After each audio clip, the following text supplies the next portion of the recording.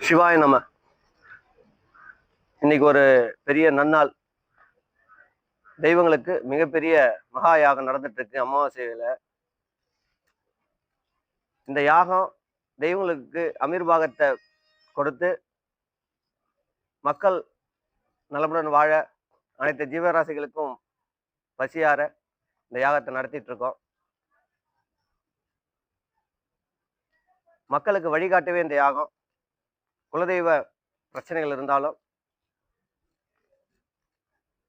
வழி தெரியாம நிற்பவர்களுக்கு இது மிகப்பெரிய வழிகாட்டி பீடம். இன்னைக்கு பெங்களூர்ல இருந்து வந்தாங்க. குலதெய்வ பிரச்சனையால சரி பண்ணி அவங்க மேலே குலதெய்வம் வந்து எழுந்தருளி பேசி சந்தோஷமா மலையேறி இருக்காங்க. குலதெய்வம் பிரச்சனை உள்ளவங்க இந்த சபைக்கு வரும்போது பிரச்சனை தீர்ந்து மகிழ்ச்சியோட வீடு திரும்புவாங்க. குலதெய்வ வழிபாடு மிக மிக முக்கியம். இறைவனுடைய அருள் இருந்தால் தான் உங்களுக்கு எதிர்காலம் சீரும் சிறப்பமாக இருக்கும்.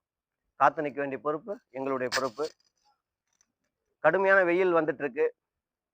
உஷ்ணம் தாங்க முடியாத அம்மை நோய், பல நோய்கள் வந்துட்டு இருக்கு.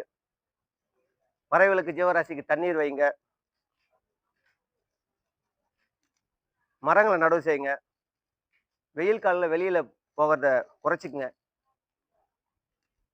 இயற்கையை நீங்க அழிச்சாலும் தெய்வங்கள் உங்களை மன்னிச்சு காத்தரல வேண்டியது தெய்வத்துடைய பண்பு.